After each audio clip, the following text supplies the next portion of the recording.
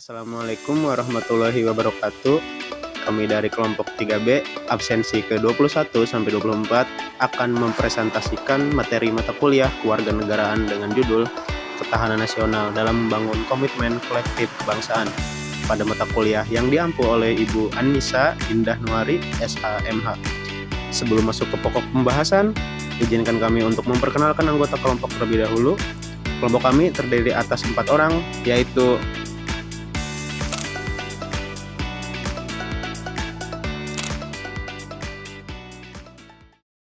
Untuk pembahasan pertama, saya akan membahas tentang konsep dan urgensi ketahanan nasional. Ketahanan berasal dari kata tahan atau kuat yang berarti kuat menderita, dapat menguasai diri tetap pada keadaannya, keteguhan hati, dan kesabaran. Istilah nasional tersimpul pengertian penduduk dari suatu wilayah yang telah mempunyai pemerintah serta menunjukkan makna sebagai kesatuan dan persatuan dalam kepentingan bangsa yang telah bernegara. Gagasan pokok ajaran ketahanan nasional adalah bahwa suatu bangsa atau negara hanya dapat mempertahankan kelangsungan hidupnya apabila negara atau bangsa itu memiliki ketahanan nasional. Ketahanan nasional diperlukan untuk mengembangkan kekuatan nasional dalam menghadapi dan mengatasi segala bentuk tantangan, ancaman, hambatan, dan gangguan atau yang disingkat menjadi TAHG, baik yang datang dari dalam maupun dari luar dalam menjamin kelangsungan hidup bangsa. Terdapat 8 aspek yang berpengaruh dalam kehidupan berbangsa dan bernegara, yaitu geografi, demografi, sumber daya alam, aspek ideologi, politik, sosial, ekonomi, ketahanan, dan keamanan, yang dirangkum menjadi Astagatra. Selanjutnya yaitu konsep ketahanan nasional berlapis. Artinya, ketahanan nasional sebagai kondisi yang kokoh dan tangguh dari sebuah bangsa tidak dapat terwujud jika tidak dimulai dari ketahanan pada lapisan-lapisan di bawahnya. Menurut Basri 2002, terwujudnya ketahanan pada tingkat nasional atau ketahanan nasional bermula dari adanya ketahanan diri atau individu, berlanjut pada ketahanan keluarga, ketahanan wilayah, ketahanan regional, lalu berpuncak pada ketahanan nasional. Ketahanan nasional akan kokoh bila ketahanan diri, ketahanan keluarga, ketahanan wilayah, dan ketahanan regionalnya sudah kokoh. Keluarga sebagai unit organisasi terkecil merupakan pilar utama dalam membangun dan menentukan masa depan bangsa. Keluarga merupakan madrasah utama dalam membangun karakter bangsa. Di dalam keluargalah nilai-nilai kebajikan diajarkan, dibiasakan, dan dibudayakan dalam perilaku keseharian. Keluarga merupakan wadah di mana potensi setiap anggota keluarga dapat ditumbuh kembangkan. Adapun ketahanan nasional berlapis digambarkan seperti gambar di samping. Pembahasan selanjutnya adalah wajah ketahanan nasional. Secara umum, ketahanan nasional memiliki 3 wajah.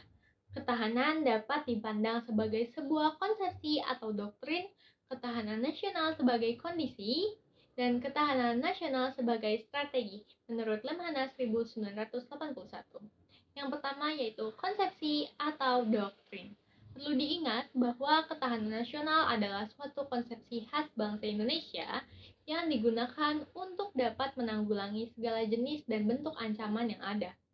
Konsepsi ini dibuat dengan menggunakan ajaran Astagatra yang menunjukkan bahwa kehidupan nasional dipengaruhi oleh 8 aspek yang saling terkait. Ketahanan nasional juga dianggap sebagai doktrin karena bagi bangsa Indonesia, ketahanan nasional dianggap sebagai suatu kebenaran yang dapat dijadikan pedoman dalam menentukan kebijakan. Yang kedua yaitu kondisi. Ketahanan nasional dipandang sebagai sebuah kondisi karena merupakan hasil dari pembangunan seluruh aspek kehidupan yang sifatnya dinamis dan mengikuti perkembangan zaman. Dinamis artinya seiring dengan berjalannya waktu, setiap gatra senantiasa berubah, baik meningkat maupun menurun. Melalui pengertian ini, maka ketahanan nasional sebagai kondisi merupakan kemampuan kehidupan nasional dalam menghadapi tantangan, ancaman, hambatan, dan gangguan yang menggambarkan kondisi ketahanan bangsa saat itu. Yang ketiga yaitu strategi, berkenaan dengan pertanyaan tentang apa sebab dan bagaimana Indonesia bisa survive walaupun menghadapi banyak ancaman dan bahaya. Jawaban sederhananya adalah karena bangsa Indonesia menggunakan strategi ketahanan nasional. Jadi, dalam pengertian ketiga ini, ketahanan nasional dipandang sebagai cara atau pendekatan dengan menggunakan ajaran Astagatra yang berarti mengikutsertakan segala aspek alamiah dan sosial guna diperhitungkan dalam menanggulangi ancaman yang ada. Selanjutnya, saya akan membahas tentang asas-asas ketahanan nasional serta pentingnya ketahanan nasional bagi keberlangsungan negara. Dalam membangun ketahanan nasional, Indonesia memiliki 3 asas yang menjadi pedoman utama nih teman-teman. Asas tersebut bertujuan untuk menjaga keseimbangan kehidupan bermasyarakat, berbangsa, dan bernegara. Asas yang pertama yaitu kesejahteraan dan keamanan. Asas ini menegaskan bahwa kesejahteraan dan keamanan merupakan dua hal yang saling berkaitan dan tidak dapat dipisahkan. Kesejahteraan itu berkaitan dengan terpenuhinya kebutuhan masyarakat. Kebutuhan seperti apa sih? Kebutuhan seperti pendidikan, kesehatan, dan ekonomi yang baik. Sedangkan keamanan berkaitan dengan terciptanya situasi yang aman dan tertib. Keduanya saling membutuhkan, yang dimana kesejahteraan membutuhkan kondisi negara yang aman agar pembangunan dapat berjalan dengan lancar. Sebaliknya, keamanan membutuhkan masyarakat yang sejahtera agar stabilitas negara tetap terjaga. Contohnya seperti pemerintah membangun rumah sakit, sekolah, membuka lapangan pekerjaan. Untuk apa? Untuk meningkatkan kesejahteraan masyarakat. Nah, di sisi lain, aparat keamanan bertugas menjaga ketertiban supaya masyarakat dapat beraktivitas dengan aman gitu teman-teman. Yang kedua yaitu asas komprehensif integral atau menyeluruh terpadu. Artinya, ketahanan nasional harus dibangun secara menyeluruh dalam semua aspek kehidupan bangsa seperti ideologi, politik, ekonomi, sosial budaya, serta pertahanan dan keamanan. Semua aspek tersebut saling berkaitan dan harus bekerja sama. Jadi, ketahanan nasional tidak bisa tercapai jika hanya fokus pada satu bidang saja, teman-teman. Sebagai contoh, ketika ada permasalahan penyebaran hoaks di media sosial. Nah, dalam menghadapi permasalahan tersebut, pemerintah tidak hanya memberikan hukuman kepada pelaku saja, tetapi juga memberikan edukasi literasi digital kepada masyarakat agar masyarakatnya dapat lebih bijak menggunakan internet. Yang ketiga yaitu asas kekeluargaan. Asas ini menekankan pentingnya kebersamaan, gotong royong, toleransi, dan rasa tanggung jawab dalam kehidupan berbangsa dan bernegara.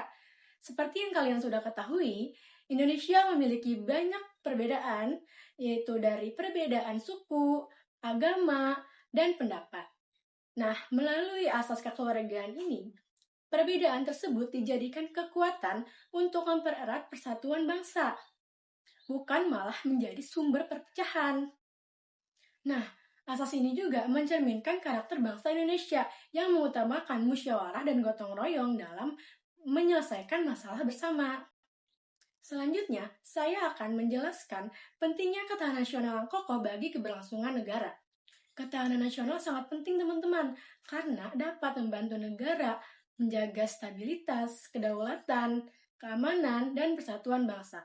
Dengan ketahanan nasional yang baik, negara akan lebih mampu menghadapi konflik sosial, krisis ekonomi, ancaman keamanan, dan pengaruh globalisasi. Selain itu, ketahanan nasional juga menciptakan kondisi yang kondusif teman-teman, sehingga pembangunan di berbagai bidang dapat berjalan dengan baik. Nah, contoh lemahnya ketahanan nasional dapat kita lihat pada negara Yugoslavia, teman-teman, yang dimana negara tersebut akhirnya terpecah menjadi beberapa negara seperti Serbia, Kroasia, Slovenia, Bosnia dan Herzegovina, Montenegro, dan Makedonia. Peristiwa tersebut terjadi kenapa sih? Karena lemahnya persatuan dan muncul konflik antar kelompok masyarakat. Dari peristiwa tersebut, kita dapat memahami nih, bahwa ketahanan nasional yang kuat itu sangat penting teman-teman, karena untuk menjaga keutuhan dan keberlangsungan suatu negara. Gagasan mengenai ketahanan nasional di Indonesia tidak lahir begitu saja nih, melainkan terbentuk melalui proses panjang yang dipengaruhi oleh latar belakang sejarah, dinamika sosiologis masyarakat, serta kepentingan politis negara sebagai sebuah konsep strategis. Ketahanan nasional merupakan kemampuan dan ketangguhan bangsa dalam menjaga kelangsungan hidupnya dari berbagai ancaman, baik yang datang dari luar maupun dari dalam negeri. Untuk memahami konsep ini secara utuh, kita perlu membedahnya nih melalui 3 dimensi utama, yaitu dimensi historis, sosiologis, dan politis. Sumber historis. Secara historis, istilah ketahanan nasional pertama kali dicetuskan oleh Presiden Soekarno pada awal tahun 1960-an. Momentum krusial pengembangan konsep ini terjadi pada tahun 1962 ketika Komando Staf Angkatan Darat SAKKD di Bandung mulai merumuskan gagasan ini secara serius.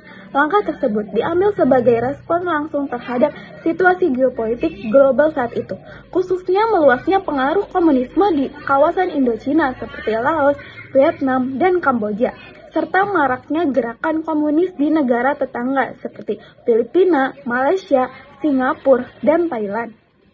Memasuki tahun 1965, upaya penguatan konsep ini dilanjutkan secara lebih intensif oleh Lembaga Ketahanan Nasional atau bisa dibilang dengan Lemhanas, hingga akhirnya pada tahun 1973 gagasan ketahanan nasional ini resmi mendapatkan legalitas hukum tata negara dengan memasukkan ke dalam garis-garis besar haluan negara atau bisa disebut dengan GBHN melalui ketetapan MPR nomor 5 MPR 1978. Selanjutnya, sumber sosiologis. Dari perspektif sosiologis, ketahanan nasional pada dasarnya berakar kuat pada mentalitas dan daya tahan bangsa Indonesia sendiri dalam menghadapi dinamika sosial masyarakat yang penuh dengan kompetisi. Ketahanan ini bukan sekadar tentang kekuatan militer nih teman-teman, melainkan tantangan bagaimana masyarakat secara kolektif merespon tantangan zaman. Jika pada masa lalu musuh bersama yang dihadapi adalah infiltrasi ideologi asing, maka pada konteks kontemporer saat ini, musuh bersama yang nyata adalah kondisi ketidakadilan. Rasa ketidakadilan baik dalam bidang sosial, ekonomi, maupun hukum dipandang sebagai ancaman serius yang dapat mengkikis ikatan kebangsaan dan melemahkan ketahanan nasional dari dalam. Oleh karena itu, menjaga keadilan sosiologis menjadi kunci utama untuk merawat mentalitas bangsa yang tangguh. Sumber politis. Sementara itu, dari sisi politis, ketahanan nasional berfungsi sebagai landasan filosofis dan strategis bagi pemerintah dalam menentukan arah kebijakan, pembangunan, serta jalannya pemerintahan. Secara politis, tinggi atau rendahnya tingkat ketahanan nasional suatu negara diukur menggunakan sebuah instrumen komprehensif yang disebut Astagatra atau 8 aspek kehidupan nasional yang saling berkaitan.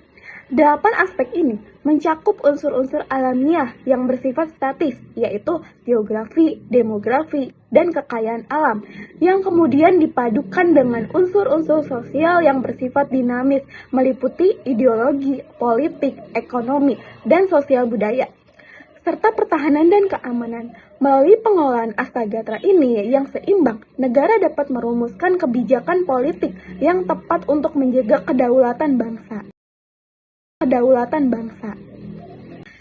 Selanjutnya, satu hal mendasar yang perlu kita pahami bersama adalah bahwa ketahanan nasional bukanlah suatu kondisi yang statis atau mandek. Ia adalah sebuah kondisi yang dinamis, sebuah kemampuan yang harus terus bergerak, beradaptasi, dan diperkuat seiring dengan perubahannya zaman dan eskalasi tantangan yang dihadapi bangsa. Jika kita menengok ke belakang, secara historis, Indonesia ini sebenarnya adalah bangsa yang tangguh dan memiliki modal sosial yang kuat. Sejarah telah membuktikan kemampuan adaptasi dan resiliensi kita pernah diuji secara ideologis pada tahun 1965 saat menghadapi ancaman komunisme. Dan kita berhasil mempertahankan Pancasila. Kita juga pernah dihantam badai krisis ekonomi dan politik yang hebat pada tahun 1997 sampai 1998. Namun kita tetap mampu berdiri tegak sebagai suatu kesatuan negara. Pengalaman sejarah ini menunjukkan bahwa struktur ketahanan nasional kita memiliki daya kenyal yang luar biasa dalam menghadapi krisis konvensional. Namun, dunia hari ini telah berubah. Di era modern, kita tidak lagi hanya menghadapi ancaman fisik atau militer yang kasat mata. Spektrum ancaman saat ini telah bertransformasi menjadi jauh lebih luas dan kompleks, yang kita kenal dengan istilah TAHG, tantangan, ancaman, hambatan, dan gangguan. Sifatnya pun hibrida, bisa muncul secara simultan dari dalam maupun luar negeri. Memanfaatkan kecanggihan teknologi, keterbukaan informasi, dan globalisasi. Lantas, di mana sih posisi Indonesia saat ini dalam menghadapi spektrum ancaman tersebut? Nah, berdasarkan kajian komprehensif dan Lemhanas, Indeks Ketahanan Nasional, kita berada pada kategori cukup tangguh. Angka ini memberikan kita sedikit napas lega karena menunjukkan bahwa sistem pertahanan, ekonomi, dan politik kita secara umum masih berfungsi dengan baik untuk menjaga stabilitas negara. Meski demikian, status cukup tangguh ini tidak boleh membuat kita terlena. Jika kita membedah lebih dalam, indikator atau gatra-gatra di dalamnya terdapat alarm peringatan nih yang cukup serius. Lemhanas memberikan catatan warning atau kurang tangguh pada dua sektor krusial, yaitu gatra ideologi dan gatra sosial budaya. Mengapa kedua gatra ini menjadi titik lemah kita? Nah, akar masalahnya ini terletak pada variabel toleransi dan kerukunan sosial yang saat ini dinilai berada pada posisi rawan atau alert. Di era digital ini, polarisasi hoaks, eksploitasi isu atau sara, dan penurunan rasa saling menghargai antar kelompok menjadi ancaman nyata yang menyerang langsung ke jantung pertahanan bangsa, yaitu persatuan. Hubungan logisnya sederhana namun fatal. Ketika toleransi terkikis, kerukunan sosial akan retak. Ketika kerukunan sosial retak, gatra sosial budaya dan ideologi kita akan melemah. Jika fondasi ideologi dan sosial kita rapuh, maka status cukup tangguh itu yang kita miliki saat ini bisa runtuh seketika. Dalam jangka panjang, kerawanan ini bukan lagi sekedar masalah sosial biasa, melainkan ancaman eksistensial yang dapat membahayakan integritas, kedaulatan, dan kelangsungan hidup bangsa Indonesia. Nah, oleh karena itu, tantangan ketahanan nasional ini, kita hari ini bukan lagi sosial memegang senjata dan perbatasan, melainkan bagaimana kita merawat toleransi, memperkuat kembali nilai-nilai Pancasila di ruang digital, dan menjaga kerukunan di tengah keberagaman. Keberhasilan kita melewati tantangan modern ini akan menentukan apakah Indonesia akan tetap berdiri di masa depan. Urgensi dan urgensi ketahanan nasional. Jadi di sini yang udah dijelasin tadi, terdapat 3 cara pandang dalam melihat ketahanan nasional. Ketiganya menghasilkan 3 wajah ketahanan nasional, yakni ketahanan nasional sebagai konsepsi, ketahanan nasional sebagai kondisi, dan ketahanan nasional sebagai konsepsi atau doktrin. Ketiganya bisa saling berkaitan karena diikat oleh pemikiran bahwa kehidupan nasional ini dipengaruhi oleh 8 gatra sebagai unsurnya, atau dikenal dengan nama ketahanan nasional berdasarkan ajaran Astragatra. Konsepsi ini selanjutnya digunakan sebagai strategi, cara, atau pendekatan dalam mengupayakan ketahanan nasional Indonesia. Ke-8 gatra ini juga digunakan sebagai tolak ukur dalam menilai ketahanan nasional Indonesia sebagai kondisi. Jadi, esensi dari ketahanan nasional pada hakikatnya adalah kemampuan yang dimiliki bangsa dan negara dalam menghadapi segala bentuk ancaman yang dewasa ini. Spektrumnya semakin luas dan kompleks. Nah, di sini ada unsur-unsur ketahanan nasional terdiri atas 8 unsur yang dinamakan Astragatra atau 8 gatra, yang terdiri dari Trigatra atau 3 gatra, alamiah, dan Pancagatra atau 5 gatra sosial. Nah, unsur atau gatra tersebut dibedakan menjadi 8 gatra, yakni dibagi menjadi 2. Yang pertama 3 aspek kehidupan alamiah, Trigatra, dan 5 aspek kehidupan sosial atau Pancagatra. Yang pertama ini ada aspek kehidupan alamiah atau Trigatra. Di sini Trigatra adalah aspek statis yang bersifat alamiah dan karunia Tuhan. Yang pertama ada gatra letak dan kedudukan geografis. Gatra ini membahas wilayah strategis Indonesia di posisi silang dunia dan sebagai negara kepulauan. Ini menjadi potensi ekonomi sekaligus tantangan dalam pertahanan wilayah. Yang kedua ada gatra keadaan dan kekayaan alam. Gatra ini membahas dan mencakup pengelolaan dan pelestarian seluruh sumber daya alam secara mandiri agar negara tidak bergantung pada bangsa lain. Yang ketiga ada gatra keadaan dan kemampuan penduduk. Jadi gatra ini berfokus pada sumber daya manusia yang diukur dari kualitas seperti pendidikan, kesehatan, dan kuantitas, dan persebaran penduduk yang merata. Yang kedua ada aspek kehidupan sosial atau pancagatra. Di sini pancagatra dijelaskan bahwa aspek dinamis yang melibatkan kehidupan bermasyarakat dan bernegara. Yang pertama ada gatra ideologi. Jadi gatra ini berkaitan dengan sistem pemerintahan dan stabilitas politik yang sehat, demokratis, serta adil. Yang kedua ada gatra ekonomi. Jadi gatra ini mencakup kemandirian ekonomi negara agar tahan krisis global dan mampu mensejahterakan rakyat secara merata. Yang keempat ada gatra sosial budaya. Jadi gatra ini membahas tentang toleransi di tengah keragaman suku atau budaya serta kemampuan menyaring pengaruh asing tanpa kehilangan identitas bangsa. Yang kelima, yang terakhir ada gatra pertahanan dan keamanan. Jadi gatra ini menjadi sistem perlindungan negara terhadap ancaman luar dan dalam melalui sinergi TNI, Polri, dan kesadaran bela negara seluruh rakyat. Jadi di sini ada urgensi ketahanan nasional. Jadi ketahanan nasional ini sangat penting karena menjadi fondasi utama bagi suatu negara untuk mempertahankan kedaulatan, melindungi segenap bangsa dan ancaman, dan memastikan kelangsungan hidup negara dalam mewujudkan cita-cita nasional. Nah, mengapa sih ketahanan nasional ini sangat penting bagi sebuah negara? Jadi yang pertama ada menghadapi ancaman yang kompleks. Jadi ancaman modern saat ini tidak lagi hanya berupa perang fisik atau militer, melainkan sudah meluas ke ranah digital seperti saingan cyber, penyebaran hoaks, krisis ekonomi global, hingga infiltrasi ideologi asing. Jadi ketahanan nasional ini berfungsi untuk menjaga ketahanan perisai multidimensi untuk menangkal seluruh ancaman tersebut. Yang kedua ada menjaga stabilitas dan keutuhan.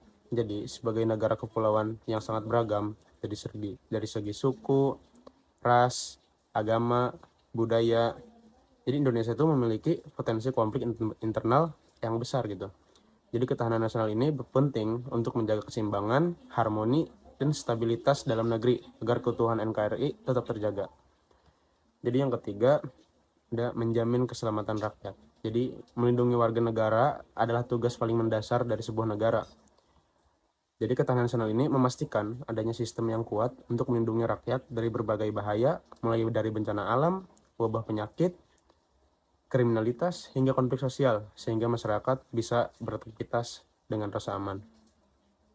Jadi yang keempat ada adaptasi terhadap globalisasi. Jadi arus globalisasi ini membawa pengaruh budaya, teknologi, dan ekonomi asing yang tidak bisa dibendung. Jadi ketahanan nasional ini berperan atau berfungsi sebagai filter atau penyaring sehingga Indonesia ini bisa tetap terbuka terhadap kemajuan zaman tanpa harus kehilangan identitas, budaya, dan kedaulatan bangsa. Jadi selanjutnya ada urgensi ketahanan nasional di Indonesia. Jadi dampak ketahanan nasional ini sangat luas bagi masyarakat Indonesia yang terdiri dari berbagai ras, bahasa, dan budaya. Perlu dipahami bahwa kekuatan nasional, baik individu maupun sosial, bersifat menyeluruh dan terpadu, serta sangat terlihat di dalam negeri. Dalam situasi seperti ini, kedaulatan negara merupakan kewajiban setiap anggota bangsa untuk berjuang bersama-sama sesuai kemampuan dan kemampuan masing-masing. Dengan kata lain, kekuatan negara tidak hanya dimiliki oleh Kementerian atau Pertahanan atau TNI saja, melainkan milik kita semua. Jadi perubahan politik dunia telah mengubah ancaman terhadap keamanan nasional. Pada zaman dahulu, invasi pasukan asing merupakan ancaman terhadap keamanan nasional. Dengan demikian, ancaman dalam bentuk serangan militer sangat berkurang dengan adanya sanksi berat dari masyarakat internasional terhadap agresor. Namun, bangsa Indonesia terus menghadapi ancaman terhadap keamanan nasional. Setidaknya, ancaman tersebut dapat diklarifikasikan dalam beberapa cara. Yang pertama, adanya keancaman terhadap keamanan nasional akibat bencana alam. Jadi teman-teman, bencana alam itu sangat banyak. Contohnya seperti gempa bumi, tsunami, banjir bandang, atau gunung meletus. Jadi itu adalah ancaman non-militer yang bisa melumpuhkan suatu wilayah. Ketika bencana terjadi, infrastruktur rusak, ekonomi terhambat, dan terjadi krisis kemanusiaan. Hal ini memaksa negara mengalihkan fokus dan anggaran untuk pemulihan. Tapi jika tidak ditangani dengan cepat, bisa melemahkan stabilitas dan ketahanan nasional. Terus yang kedua ada negara tidak aman karena penyakit. Seperti yang kita ketahui, pas 2019 ada namanya COVID-19 ya. Jadi ini tuh penyakit menular atau terjadi pandemi global. Nah, ini tuh merupakan ancaman yang serius bagi ketahanan nasional. Nah, wabah skala besar ini bisa melumpahkan sistem kesehatan, menurunkan produktivitas kerja secara drastis, terus merusak tatanan ekonomi hingga menyebabkan angka kematian yang tinggi. Negara yang masyarakatnya sakit tentu tidak akan memiliki ketahanan yang kuat. Yang ketiga, adanya ancaman terhadap kekuatan nasional akibat kemiskinan dan pengangguran. Jadi, ancaman ini masuk ke dalam aspek ketahanan ekonomi dan sosial. Tingginya angka kemiskinan dan pengangguran mencerminkan ketidakmerataan kesejahteraan.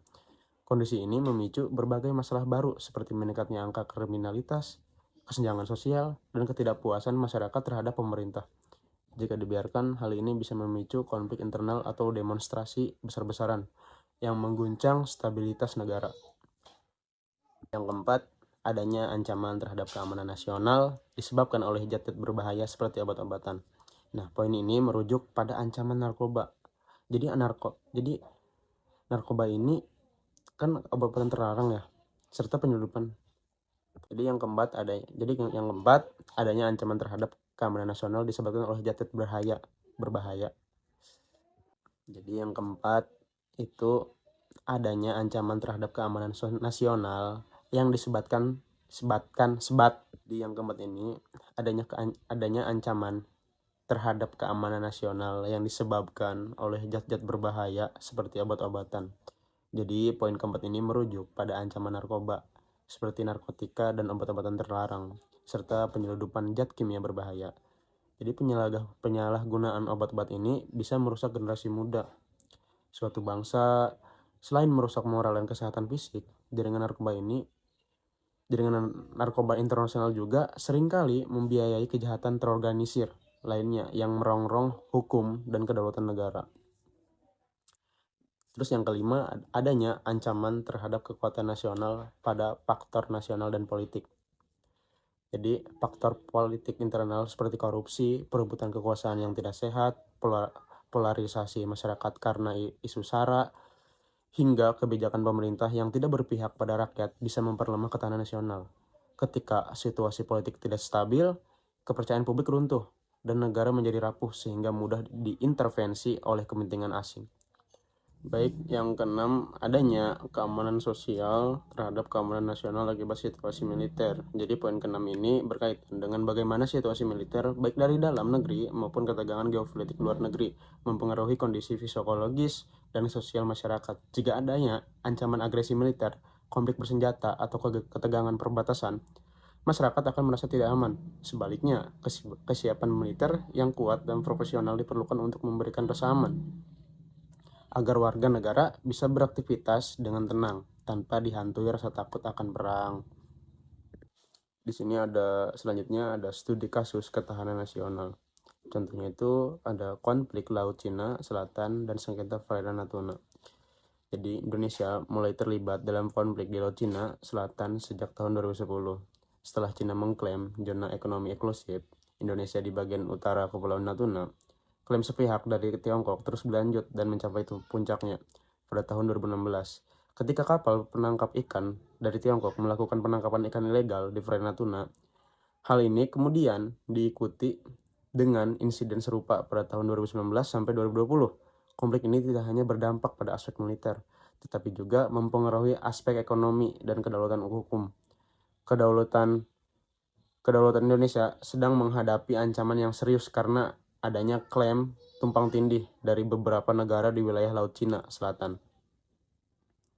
Konflik ini juga tidak hanya berdampak pada stabilitas kawasan, tetapi juga menimbulkan risiko besar terhadap integritas wilayah dan keamanan nasional Indonesia. Jadi penelitian yang dilakukan oleh Prabowo pada tahun 2013 dan diterbitkan dalam Jurnal Ketahanan Nasional UGM menunjukkan bahwa kebijakan dan strategi pertahanan Indonesia dalam menghadapi konflik di Laut Cina Selatan belum sepenuhnya terencana dengan baik dan belum sejalan dengan kebijakan negara-negara lain yang memberikan perhatian khusus terhadap dinamika di kawasan Asia Tenggara. Jadi dampaknya ada banyak. Yang pertama, dampak dari gatra pertahanan dan keamanan, yaitu ancaman terhadap zona ekonomi eksklusif Indonesia yang mencakup 200 mil laut di Natuna Utara. Ada kebutuhan mendesak untuk meningkatkan kapasitas TNI AL dan Bakamla. Dan dampak dari gatra politiknya adalah terdapat tekanan diplomatik terhadap Indonesia untuk mengambil sikap tegas, meskipun tetap berpegang pada prinsip politik bebas aktif. Menteri Luar Negeri juga seringkali menekankan pentingnya perdamaian dan penyelesaian melalui dialog.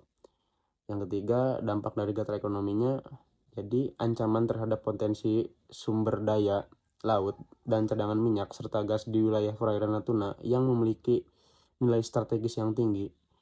Jadi respon dan tindakan yang diambil oleh pemerintah Indonesia di bawah kepemimpinan Presiden Joko Widodo adalah dengan meningkatkan patroli militer di Natuna secara sepihak mengganti nama perairan menjadi Laut Natuna Utara sebagai bentuk pernyataan kedaulatan, serta memperkuat kerjasama regional dalam kerangka ASEAN. Diperlukan strategis manajemen krisis yang menyeluruh yang mencakup peningkatan kemampuan militer dan kerjasama. Jadi dari beberapa paparan yang kami sampaikan dapat disimpulkan bahwa ketahanan nasional Indonesia adalah pilar krusial yang berupa kemampuan, keteguhan hati, dan kekuatan bangsa dalam menghadapi segala bentuk tantangan, ancaman, hambatan, dan gangguan.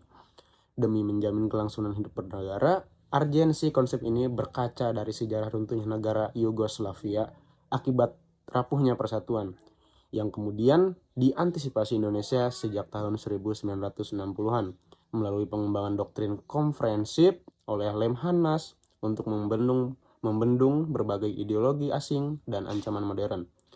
Dalam penerapannya, ketahanan nasional dibangun melalui konsep ketahanan berlapis yang kokoh, dimulai dari tingkat individu, keluarga sebagai pilar pembentuk karakter bangsa, wilayah, regional, hingga mencapai tingkat nasional. Jadi, proses pembentukan ini dipandu oleh asas kesejahteraan dan keamanan, komprehensif integral, serta kekeluargaan yang gotong royong. Semua elemen ini dievaluasi secara dinamis melalui pendekatan Astagatra atau bisa disebut 8 aspek alamiah dan sosial yang memosisikan ketahanan nasional dalam 3 dimensi sekaligus, yaitu sebagai doktrin panduan kebijakan, kondisi real kemampuan bangsa, dan strategi holistik untuk mengatasi ancaman modern global demi berkelanjutan masa depan Indonesia. Menutup presentasi ini, saya ingin kita membayangkan ketahanan nasional seperti sebuah benteng.